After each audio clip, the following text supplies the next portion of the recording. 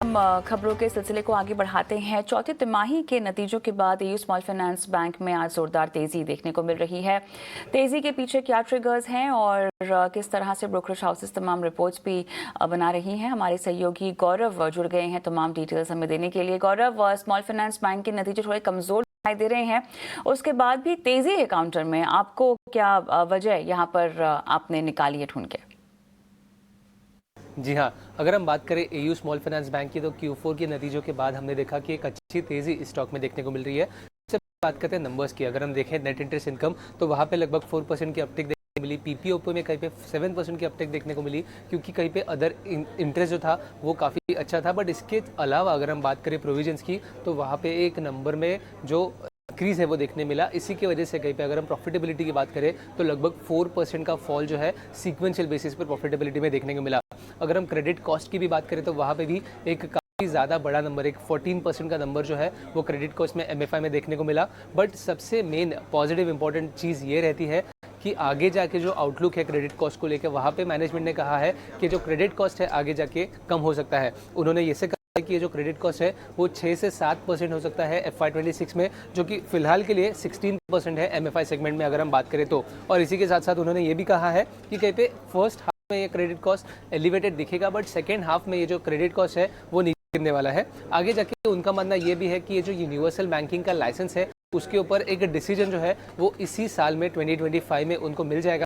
और इसके अलावा भी अगर हम बात करें बैंक के ग्रोथ की, तो उनका मानना यह है कि ये जो बैंक का क्रेडिट ग्रोथ है वो लगभग 20 to 25% में ही रहेगा। इसी सब पॉजिटिव कमेंट्री की वजह से आज के दिन में अगर हम बात करें स्टॉक में, तो एक अच्छी तेज़ी देखने को मिली। बट ओवरऑल नतीजों के हिसाब से अगर हम बात करें, तो नंबर्स में 5% की फिलहाल की एक गिरावट देखने को मिली। बट एक पॉजिटिव कमेंट्री की वजह से एयू स्मॉल फाइनेंस बैंक में आज के दिन में तेज़ी देखने को मिल रही है। ऑलराइट, चलिए गौरव, तमाम डिटेल्स हमें देने के लिए। मानस समझाएंगे, तो मानस, काउंटर में आपको क्या कहना है, और उसके बाद तमाम इंडेक्सेस पर खासतौर से अगर मैं पूछना चाहूँ तो आपका क्या नजरिया होगा? तो देखिए, एनबीएफसी में अभी भी स्ट्रेंथ दिख रही है। काफी स्टॉक्स ऐसे हैं जहां पर मेरे ख्याल से हाई टॉप हायर बॉटम के साथ आज भी हमने कुछ स्ट्रेंथ देखी है। स्पेशली मैं बात करूंगा एयू बैंक की, जहां पर हाई टॉप हायर बॉटम के ट्रेंड के साथ स्टॉक ने आज एक फ्रेश ब्रेकआउट दिया है।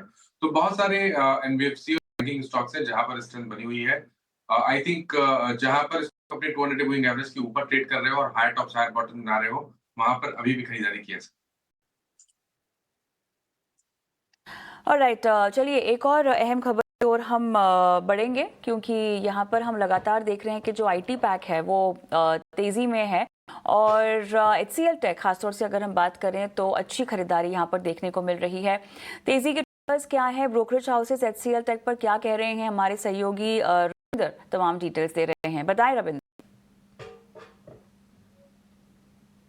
जी बिल्कुल, HCL टेक का स्टॉक आज फोकस में, जहाँ पर कंपनी ने जो है Q4 के अर्निंग अनाउंस किए थे। उसमें कंपनी का जो रेवेन्यू है Q4 में, उसमें 1.2% का अपटिक देखने को मिला है क्वार्टर बेसिस पर।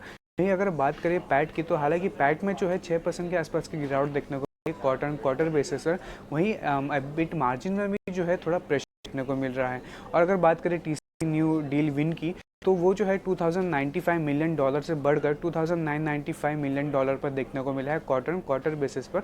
तो ओवरऑल जो HCL टेक के जो Q4 के नंबर थे वो इनलाइन थे विद एक्सपेक्टेशन। और इसी के साथ साथ मैनेजमेंट कमेंट्री भी आ रही है FY26 के लिए, जहाँ पर मैनेजमेंट की जो कमेंट्री है FY26 को लेकर वो थोड़ी अच्छी रही है एज़ कम्पेयर टू उसके पीयर्स और एज पर एक्सपेक्टेशन। और कंपनी का कहना है कि जो CC जो रेवेन्यू है उसका जो ग्रोथ है वो 2 से 5% पर रह सकता है ईयर ऑन ईयर बेसिस। और वही अगर बात करें एबिट मार्जिन की, तो एबिट मार्जिन जो है 18 से 19% पर रह सकता है। इसी के साथ साथ कुछ ब्रोकरेज नोट भी आ रही है HCL टेक पर, जहाँ पर JP मॉर्गन ने नोट निकाला HCL टेक पर, और उन्होंने स्टॉक को जो है अपग्रेड किया है ओवरवेट रेटिंग पर, और टारगेट प्राइस जो 1750 का रखा है। जेफरीज ने होल्ड रेटिंग दी है और टारगेट प्राइस 1490 का रखा है। वहीं अगर बात करें नोमिरा की, तो नोमिरा ने भी जो है बाय रेटिंग दी है और टारगेट प्राइस जो है 1670 का रखा है, जहाँ पर उनका कहना है कि Q4 का जो HCL टेक का जो नंबर था वो मार्जिनल था, लेकिन जो कंपनी का जो डील विन है वो काफ़ी स्ट्रांग है।